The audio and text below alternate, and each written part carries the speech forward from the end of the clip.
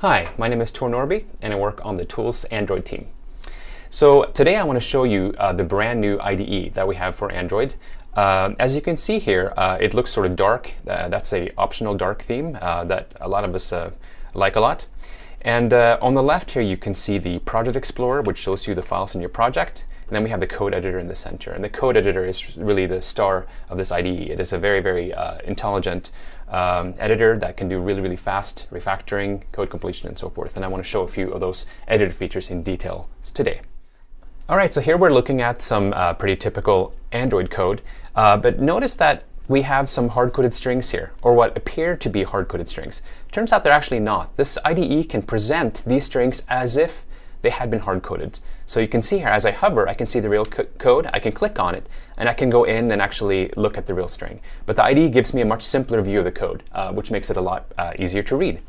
And we don't just do that for strings. If you look further down here, you can see we are manipulating some icons, and over in the gutter on the left, you can see the real icon itself. And we also help you with the completion here. So if I invoke code completion or just do show doc with F1, you can see we get this completion dialog, which shows me all the assets as well. And that works not just for icons, but for strings as well. So if I, for example, click on this one, you can see we have, actually we only have 2 translations for that string. And furthermore, this also works on colors. So if I jump to, for example, a color file, you can see that we see all the colors previewed in the gutter. Let's take a look at the code again. One of the really nice things about this new IDE is that it does really deep code analysis. So if I, for example, scroll to the bottom here, you can see that it has highlighted this line and it's saying that this is a potential null pointer exception. The reason it knows that is that we have added annotations into the Android platform. So we know which methods can return null, which methods can't. And in fact, we also know, for example, which constants are allowed for which APIs. So it is flagging this call right up here to set layout direction right, which looks good, but you can see it's telling me that the constant we were expected to pass in here is one of these named constants. And so we use this data not just for code analysis, but for code completion as well.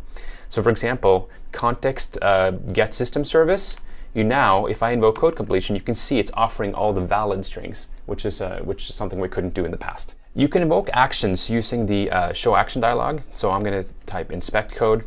And you can see inspect code lets me run on the whole project or individual files. And this is how you basically run code inspections. And we've integrated lint, so you get all the lint errors, but you also get a lot of code analysis that IntelliJ already comes with. And it's really great at finding a lot of bugs in your code. Now let's talk about layout. So if I jump into a layout file like this one, you can see that we now offer you a preview on the right of the layout. And this preview stays in sync with my edits. So if I, for example, click on this text right here and I change the text, let's see, what should we change it to? How about to reset? You can see the preview updates on the left. And the key thing about this preview is you get to work with the code, but it keeps the rendering on the right in sync. And you can also click in the editor or in the preview and it syncs the selection between the two. Let's go ahead and create a new layout. So I'm going to create a new blank layout. So when I'm typing new layout tags, you can see that it actually helps me complete my layout on the right. So the error panel is saying, hey, you have this widget, but you're missing a size. So we can just click on the link to have it do that. If I make a typo, it detects that and offers to fix it.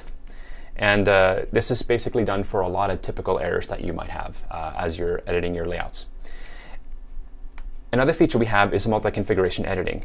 So if I jump back to my stopwatch layout here, I can turn on the ability to see this layout across a number of different layouts. When I do that, you can see we actually get a preview here of what the current layout that I'm editing looks like. Here we have it on a tablet, a large tablet. We have it all the way from a 3.7-inch phone up to a 4.7-inch Galaxy Nexus.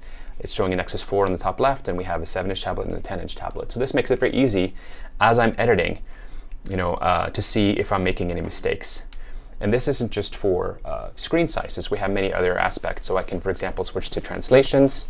Here, I can see this layout across a number of different languages and so forth. And again, as I'm editing, it will generate previews of what the edits look like. So I can make sure that I, for example, don't cause the text to crop on these different languages.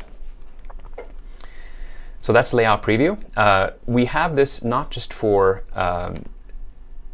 XML editing. You obviously, if you prefer, you can do layout editing with a full UI builder as well. This is something we're still working on. But as you can see here, we have our UI builder with a property sheet, palette, and so forth, and layout preview should work here as well.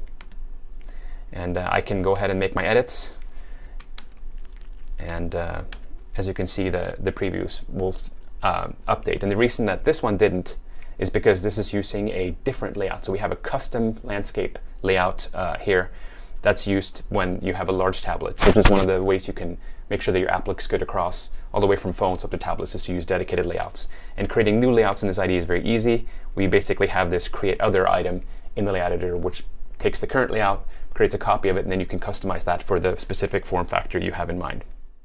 So there are a lot of new features to investigate in this IDE. This is just a preview build, but please give it a try and let us know what you think. Thanks for your time.